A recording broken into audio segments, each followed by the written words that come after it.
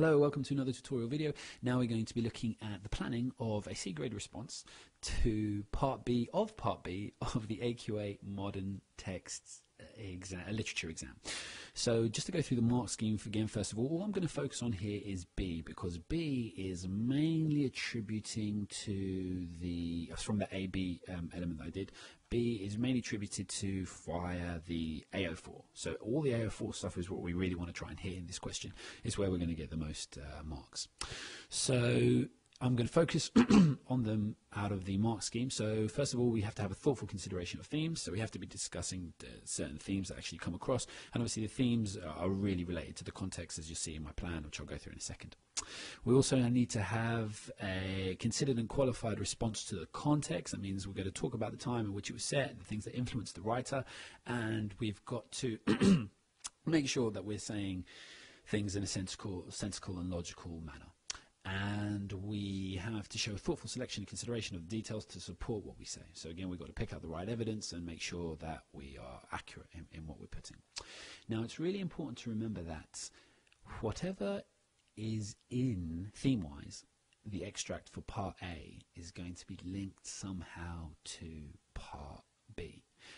And the reason it's put that way is obviously to give you kind of a cajoling head start, just to kind of warm up.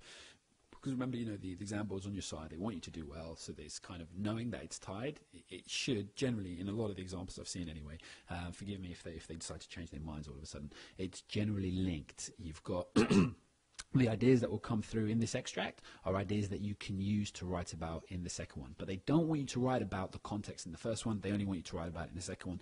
So we'll look a little more closely at that as we go through. Remember, it's not a hard and fast rule. It's just generally I've always seen it that way, so I presume it's always going to continue that way.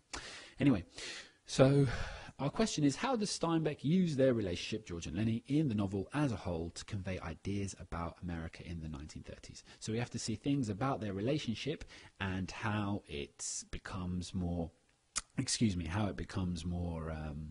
how it shows us different things about life and times in America of the 1930s. Now, how you're going to go about answering this, the basic idea of what you want to do is you want to pick a context area, and then you want to show how it's shown, or who it's shown through, should be, and the writer's intention with it. So from the relationship between George and Lenny, first thing I get to do in my context area is I fully understand that, you know, this is about the American dream and people chasing the American dream. How's it shown? Well, it's shown through George and Lenny, and the writer's intention to show how false it is and that it's a widespread fallacy, that people are generally entrapped or ensnared by the idea of the American dream, and not a lot of people get it, and that's still very relevant today. Okay, my second context area that I'm going to be looking at is the treatment of women. I use their relationship is a great vessel to actually show us the treatment of women in the 1930s, because George, who's the kind of teacher, parent figure, in his relationship with Lenny, he's always warning him off Curly's wife, telling him bad things about women, you know, reducing women to sexual objects when he talks about them in the cat houses, etc. So that's the context area that I'm talking about, the treatment of women at the time and how it wasn't very right. And how this is shown, generally through Curly's wife. In this C grade response, I'm only going to be talking about Curly's wife, but if I were to write in a higher context, you know, I'd make any other references that I could as well. And you'll see that one of the main differences between the C grade planning for this and A grade planning is just the levels of how it's shown and the nuances of the context area and the writer's intention. So here we've got 1, 2, 3. In an A grade one, I'd probably have a couple more here, a couple more here, a couple more here, just to really stretch and explore my response. But here for a solid C, we're just going to go 1, 2, 3 and make sure we get it. Again, the context area again for my last thing I'm going to look at is friendship, the idea of friendship between George and Lenny in their relationship, and how it's shown is again through George and Lenny, and the writer's intention is to show it's unnatural with the time. Now, just to reference what I said about this linking to section A, if we look across here, well, the American dream, well, where do I have reference to the American dream? Well, definitely I've got it in here. They always pick an extract, you know, that's very rich, so you can get a lot out of it, because obviously they want you to analyze it. In fact, with a novella like Mice and Men, you could pick anything and get a lot out of it. It's that good, but take my word for it. Sorry, don't take my word for it. Read the damn thing again and enjoy it more. And here we have discussion of the treatment of women. So here we have about this section here and this section here, and also with regards to the friendship, the idea that's coming through about friendship of the time. Obviously, they're the only people that have a friend on this place.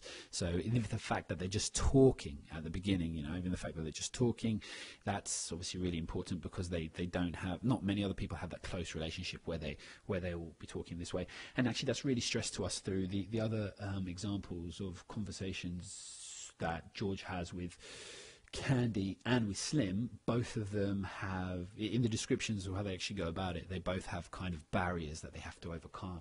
We have to wait for someone to be approving, or for someone to feel comfortable, or for someone to realize that someone's let their guard down, or for someone to draw a word out of someone. And that's all, I think, references from the actual text. So look for that. Be very aware of it. And that's actually a sidetrack. Sorry, Paul. So just to really go over that again, we've got, remember, it's what context area you're talking about. So generally a kind of a theme in a context, or context theme in a context, should I say, how it's shown or who it's shown through, and what the writer's intention with it. And in the next part, we'll actually go about looking at this C grade response, and then an A grade response, planning a response to this question.